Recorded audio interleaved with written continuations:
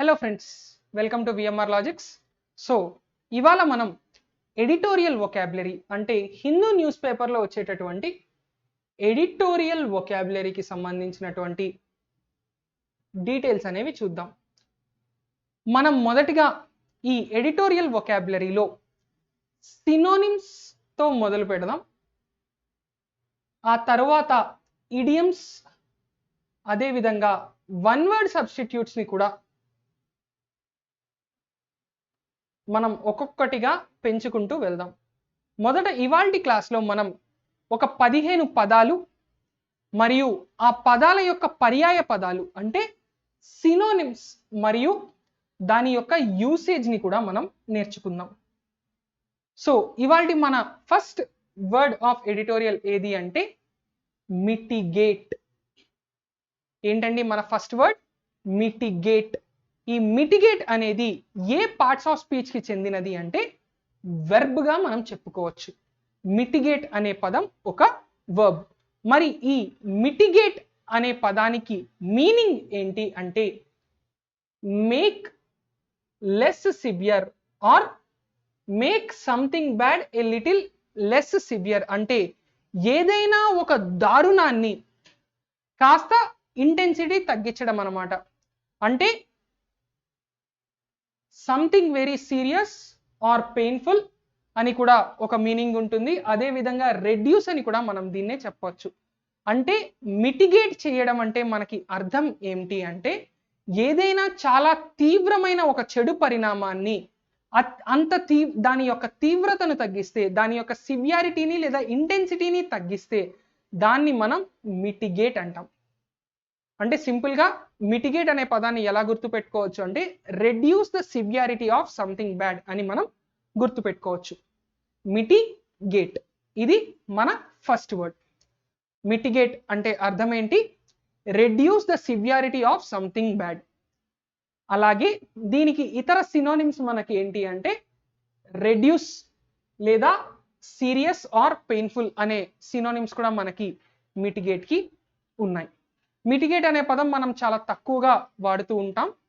So ఇది ఒక కొత్త వర్డ్ గా మనం నేర్చుకోవచ్చు. ఇక సెకండ్ వర్డ్ మనం చూసినట్లయితే ఇర్రెఫ్యూటబుల్. ఇది ఒక యాడ్జెక్టివ్ అండి, విశేషణం. ఇర్రెఫ్యూటబుల్ జనరల్ గా మనకి ఐఆర్ అనే పదం ముందు వచ్చింది అంటే ఇర్రేషనల్. మీరు అర్థమెటిక్ లో నేర్చుకుంటారు రేషనల్ అండ్ ఇర్రేషనల్ నంబర్ సిస్టంలో రేషనల్ కానిది ఇర్రేషనల్. ఇర్రెఫ్యూటబుల్ అన్నాం అంటే రెఫ్యూటబుల్ కానిది అనేది అర్థం. అంటే దీనికి ఇప్పుడు ఆపోజిట్ ఒకవేళ మనం నేర్చుకోవాలి లేదా యాంటోనిమ్ నేర్చుకోవాలి అంటే ఇట్ ఈస్ ఇర్రెఫ్యూటబుల్ కి యాంటోనిమ్ రెఫ్యూటబుల్ గా మనం చూడొచ్చు అన్నమాట. ఇక ఇర్రెఫ్యూటబుల్ అంటే ఇండివిజిబుల్ లేదా ఇండిస్ప్యూటబుల్. ఒక విషయాన్ని దేన్నైనా మనం విడదీయలేము అంటే అది ఇండివిజిబుల్ గా మనం చెప్పుకోవచ్చు. అదే విధంగా ఇండిస్ప్యూటబుల్, దాని గురించి మనం ఎటువంటి చర్చ పెట్టలేము, అది వివాదరహితమైనది, అది అందరూ అదే విధంగా ఒప్పుకొని తీరాలి అనే మీనింగ్ కూడా ఉంది. ఇక దీనికి సినోనిమస్ అన్క్వశ్చనబుల్, బియాండ్ డౌట్, అన్డినయబుల్. ఇవన్నీ కూడా దీనికి మనం సినోనిమ్స్ గా చెప్పచ్చు. ఏంటండి? అన్డినయబుల్, అన్క్వశ్చనబుల్, బియాండ్ డౌట్ అని మనం దీని సినోనిమ్స్ ని చెప్పచ్చు అన్నమాట. ఇర్రెఫ్యూటబుల్ అంటే ఏదైనా ఒక విషయం ఖండించలేనిది అనేటటువంటి అర్థం మనకి వస్తుంది. Irrefutable, undeniable, unquestionable, beyond any doubt. ఇది ఒక యాడ్జెక్టివ్, గుర్తుపెట్టుకోండి. Irrefutable is an adjective. Next manoeuvring. ఎలా పలుకుతున్నానో జాగ్రత్తగా అబ్జర్వ్ చేయండి. మెనూవరింగ్, MENOEUVRING. మెనూవరింగ్ అంటే అర్థం ఏంటండి? Move skilfully or carefully. చాలా జాగ్రత్తగా, చాలా నైపుణ్యంతో కదలడం. దాన్ని మనం ఏమంటాము అంటే మెనూవరింగ్ అంటాం. అంటే ఈ పదాన్ని మనం ఎక్కడ వాడతాం? ఇది ఒక దీన్ని మెనూవర్ అనేది మనం ఒక వర్బ్ ఫామ్,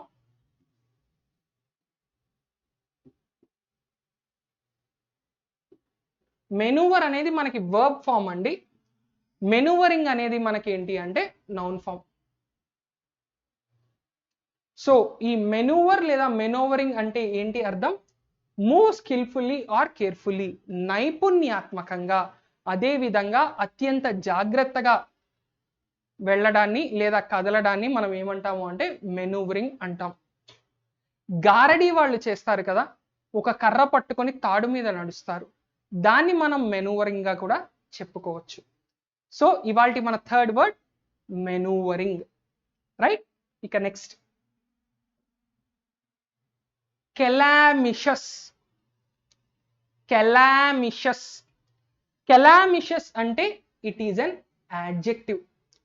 కెలామిషస్ అనేది ఒక యాడ్జెక్టివ్. ఈ కెలామిషస్ అనే పదానికి మరి అర్థాలు ఏంటి అంటే హార్మ్ఫుల్, ఇన్వాల్వింగ్ ఏ కెలామిటీ, కెటాస్ట్రోఫిక్, డిజాస్ట్రస్. ఇవన్నీ కూడా మనం దీనికి సినానిమ్స్ గా చెప్పుకుంటాం. అంటే ఏదైనా హానికరమైనది లేదా ఒక విపత్తుని కొని తెచ్చేది. అదే విధంగా కెటాస్ట్రోఫిక్ అన్నా కూడా ఇటువంటి అర్థమే వస్తుంది, విపత్తుని తెచ్చేది అని. డిజాస్ట్రస్ అంటే ఒక భారీ విపత్తు అని కూడా మనకి ఇది దీని మీనింగ్. దీనికి మరి మనం సినానిమ్స్ అన్నీ కూడా తరచుగా వాడుతూ ఉంటాం.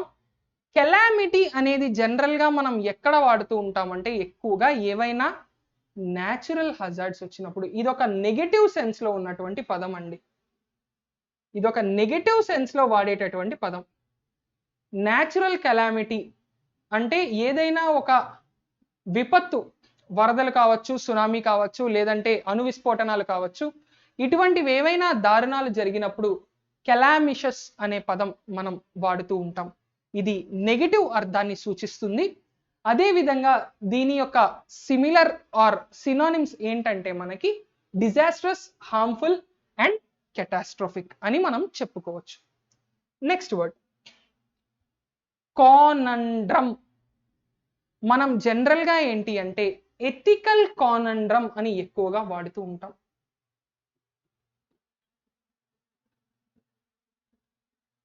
అంటే ఏదైనా ఒక పని ఎలా చేయాలి అనే ఒక డౌట్ సిచ్యుయేషన్, దీన్నే రిడిల్ అని కూడా అంటాం.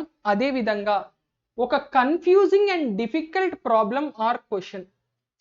అంటే ఏదైనా ఒక డిఫికల్ట్ ప్రాబ్లం మన ముందుకు వచ్చింది లేదా మనల్ని బాగా కన్ఫ్యూజ్ చేస్తున్నటువంటి ఏదైనా ఒక సమస్య వచ్చింది, దానివల్ల మనం చాలా ఇబ్బంది పడుతున్నాం, దాన్ని ఏమంటాము అంటే కానండ్రమ్.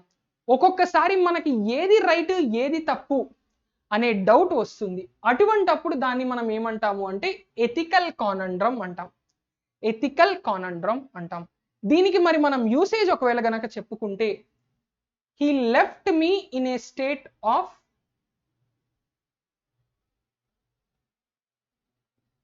conundrum అని చెప్పుకోవచ్చు. he left me in a state of conundrum అని మనం దీన్ని ఒక ఎగ్జాంపుల్ అనేది దీనికి చెప్పుకోవచ్చు అన్నమాట. సో ఫస్ట్ 3 వర్డ్స్ కి మనం సినోనిమ్స్, యాంటోనిమ్స్, ఆ తర్వాత వర్డ్ కి అది పాజిటివ్ టర్మా నెగటివ్ టర్మా అనేది చూసాం. ఇక్కడ మనం యూసేజ్ ని కూడా చూస్తున్నాం. కానండ్రమ్ అనేది జనరల్లీ ఇది కూడా ఏంటి అంటే ఒక negative word.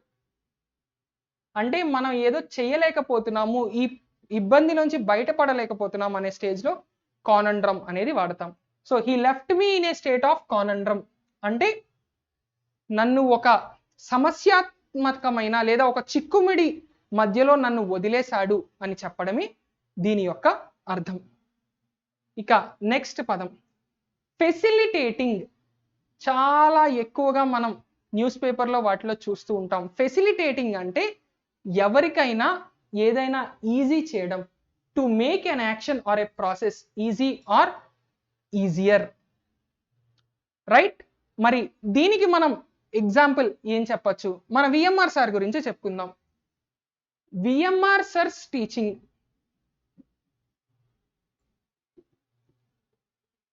Facilitates students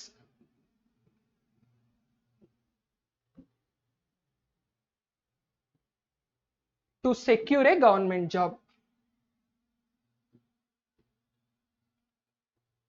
VMR sir యొక్క టీచింగ్ విద్యార్థులు ఒక గవర్నమెంట్ ఉద్యోగం తెచ్చుకోవడానికి వారి యొక్క ఏదైతే ప్రిపరేషన్ ఉందో దాన్ని సులభతరం చేస్తుంది. ఫెసిలిటేటింగ్ అంటే సులభతరం చేయడం అనేటటువంటి ఒక అర్థం వస్తుంది. ఫెసిలిటేటింగ్ అనేటటువంటివి మనం ఇక్కడ వాడుకోవచ్చు. ఇక్కడ టీచింగ్ అనేది ఆల్రెడీ వాడాం కాబట్టి అందుకు ఫెసిలిటేట్స్ అని వాడుతున్నాం ఇక్కడ, రైట్. సో ఫెసిలిటేటింగ్ అంటే ఏంటి అంటే దేనినైనా సులభతరం చేయడం అని అర్థం. ఇక నెక్స్ట్ రెసిలియన్స్. రెసిలియన్స్ ఇది ఒక నౌన్ అండి. రెసిలియన్స్ అనేది ఒక నౌన్. దాని అర్థం ఏమిటి అంటే ఫ్లెక్సిబిలిటీ అని అర్థం. రెసిలియన్స్ యొక్క అర్థం ఏంటి? ఫ్లెక్సిబిలిటీ అని అర్థం. ఇది ఒక పాజిటివ్ వర్డ్. మరి రెసిలియన్స్ కి ఇంకా డీటెయిల్డ్ గా మనం ఒకవేళ ఆ పదం గురించి తెలుసుకోవాలి అంటే that capacity to recover quickly from difficulties అంటే కష్టాల నుంచి త్వరగా బయటపడడం. సీతకి ఉన్న కష్టాలు ఎవరికీ లేవని చెప్తారు. ఆ కష్టాల నుంచి బయటపడడాన్ని ఏమంటారు అంటే రెసిలియన్స్ అంటారు. అదే విధంగా టఫ్నెస్. కష్టాల నుంచి బయటపడాలి అంటే మనం కూడా కాస్త కఠినాత్మకంగా ఉండాలి. దానినే రెసిలియన్స్ అంటారు. మరి దీనికి యూసేజ్ మనం చూసినట్లయితే his resilience proved worthy when he became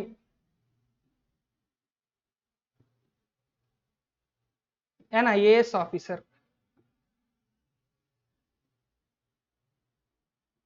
అంటే ఇక్కడ అర్థం ఏంటండి? ఆయన తన యొక్క capacity to recover from difficulties అంటే ఎన్ని కష్టాలు వచ్చినా వాటన్నిటినీ దాటుకొని ముందుకు వెళ్ళి ఏదో సాధించాడు. అది ఎప్పుడు ప్రూవ్ చేశాడు ఆయన తన యొక్క రెసిలియన్స్ ని ఎక్కడ ప్రూవ్ చేసుకున్నాడు? ఒక ఐఏఎస్ ఆఫీసర్ అయినప్పుడు ఆయన దాన్ని ప్రూవ్ చేసుకున్నాడు.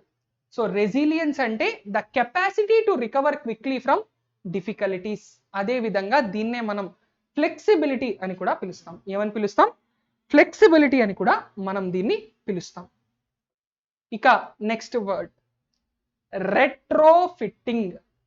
రెట్రో అనేది ఏంటి అంటే దేనినైనా తీసుకొచ్చి లేదా పాతకాలం నాటి వాటిని దేనికైనా తీసుకొచ్చి పెడితే దాన్ని రెట్రో అని మనం జనరల్ గా వాడుతూ ఉంటాం. So retro plus fitting retrofitting. So retrofitting అంటే యాడ్ చేయడం. ఏ విధంగా? Add to something that did not have it when manufactured. ఈ రెట్రోఫిట్టింగ్ బెస్ట్ ఎగ్జాంపుల్ దేనికి అంటే బైక్ మరియు కార్ కి. ఎందుకంటే మనం షోరూమ్ లో ఒరిజినల్ గా బైక్ లేదా కార్ చూసినప్పుడు దానికి ఎటువంటి ఫిట్టింగ్స్ అనేవి ఉండవు. కానీ మనం బయట దానికి రకరకాల జిమ్మిక్లు అవి ఇవి చేసి ఇంకా భారీగా ఖర్చు పెట్టి దాన్ని మరింత డిఫరెంట్ గా అసలు ఆ కంపెనీ బైకా కారా అని మనకే డౌట్ వచ్చేలాగా మనం వాటిని మారుస్తాం. దాన్ని ఏమంటారు అంటే రెట్రోఫిట్టింగ్ అంటారు. మరి దీనికి సింపుల్ ఎగ్జాంపుల్ మనం ఏం చెప్పుకోవచ్చు అంటే హెర్ న్యూ స్కూటర్. ఆవిడ యొక్క కొత్త స్కూటర్ ఏం చేసిందంట? ఆ scooter became a popular one after retrofitting. అంటే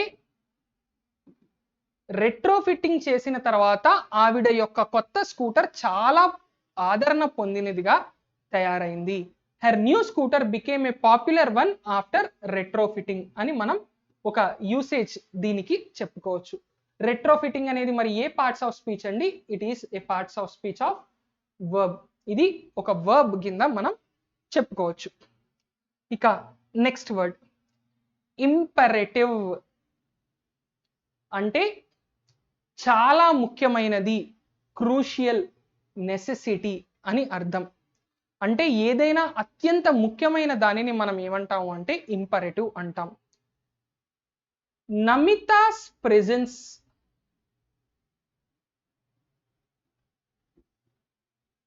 in the meeting is imperative. అంటే ఏంటండి, నమిత గారు ఆ మీటింగ్ లో ఉండడం అనేది అత్యంత ఆవశ్యకమైనది, చాలా ముఖ్యమైనది అని అర్థం. సో ఇంపరేటివ్ అనేది మనకి ఏంటి అంటే యాడ్జెక్టివ్. అలాగే ఇది కూడా మరి మనకి ఏ టర్మ్ అంటే పాజిటివ్ టర్మ్, అంటే మంచికి వాడేది. అంటే నమిత గారు లేకపోతే అసలు ఆ మీటింగే జరగదు అనేటటువంటి సిచ్యువేషన్ అన్నమాట. అటువంటి సమయంలో మనం ఏం చెప్తున్నాం, her presence or Namita's presence in the meeting is imperative అని చెప్తున్నాం. ఇక next ఫ్లాబర్గాస్ట్.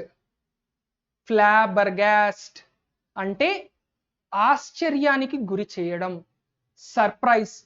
Surprise someone greatly or astonish అంటే ఆశ్చర్యంతో మంత్రముగ్ధుల్ని చేయడం అని కూడా మనకు ఒక అర్థం ఉంది. మరి ఫ్లాబర్గాస్ట్ అనేది ఏంటి అంటే వర్బ్. ఫ్లాబర్గాస్ట్ అనేది ఏంటి అంటే verb. Aamir Khan flabbergasted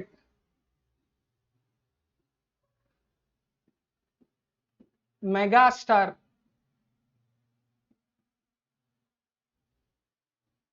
with his speech. ఎందుకంటే నిన్నే love story cinema audio function కి ఆమీర్ ఖాన్ వచ్చి చిరంజీవి గారిని పొగడ్డం కూడా జరిగింది, నాగ చైతన్యని కూడా పొగడ్డం జరిగింది. సో ఇక్కడ మనం ఏం చెప్తున్నాం, Aamir Khan flabbergasted megastar with his speech అంటే చాలా సర్ప్రైజ్ చేశారు. యాక్చువల్గా నిన్న స్పీచ్లో సర్ప్రైజ్ చేసింది అందరికన్నా ఎవరంటే మెగాస్టార్ చిరంజీవి గారు. సాయి పల్లవి తన చెల్లెల్ని రోల్ చేయడానికి ఒప్పుకోలేదని సాయి పల్లవికి థ్యాంక్స్ చెప్పి చాలా బాగా మాట్లాడారనమాట. దానికి సాయి పల్లవి నిజంగానే ఫ్లాబర్గాస్ట్ అయింది అని అక్కడ కావాలంటే మీరు యూట్యూబ్లో క్లిప్స్ చూడొచ్చు. ఆ షాక్ అండ్ సర్ప్రైజింగ్ ఫ్యాక్టర్ అనేది అంటే సర్ప్రైజ్, అసలు సర్ప్రైజ్ అంటేనే ఎక్స్పెక్ట్ చేయండి, అందులో అసలు కనీవిని ఎరగని రీతిలో ఉన్న ఒక సర్ప్రైజ్ కింద మనం చెప్తాం ఫ్లాబర్గాస్ట్ ని. కాకపోతే ఫ్లాబర్గాస్ట్ అనేది జనరల్ గా మనం నెగటివ్ సెన్స్ లో వాడతాం.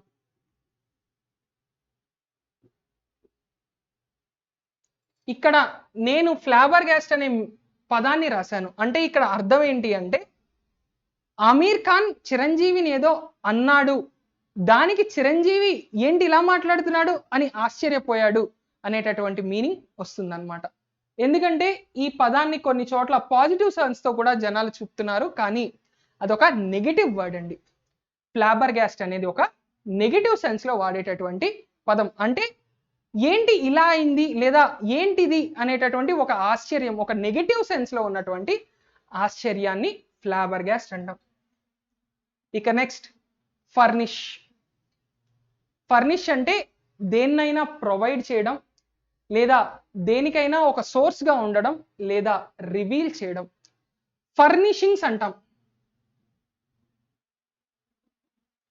జనరల్ గా ఫర్నిచర్ షాపులకి ఈ ఫర్నిషింగ్స్ అనే పేరు కూడా ఉంటుంది. మరి మీరు నాకు కామెంట్లో తెలియజేయండి ఫర్నిషింగ్ అంటే ఏంటి. ఫర్నిష్ అనేది చాలా సింపుల్ వర్డ్ అండి. జనరల్లీ మనం ఈ ఫర్నిష్ అనే పదాన్ని ఎక్కడ వాడతామంటే ఏదైనా ఒక కొత్తది ప్రొవైడ్ చేస్తున్నప్పుడు, లేదైనా ఎటువంటిదైనా సరే మన దగ్గరే దొరుకుతుంది అన్నప్పుడు దాన్ని మనం ఫర్నిష్ చేస్తాము అంటాం. అంటే కేవలం మన దగ్గరే దొరుకుతుంది లేదా మనం మాత్రమే వాటిని అందించగలం అనే ఉద్దేశంతో ఉన్నప్పుడు ఫర్నిష్ అనే పదాన్ని వాడతాం. రివీల్ అనేది కూడా మనకి దీనికి సినోనిమ్ గా ఉంటుంది. ఫర్నిష్ అనేది మనకి ఒక వర్బ్, అదే విధంగా ఇది పాజిటివ్ సెన్స్ లో వాడతాం.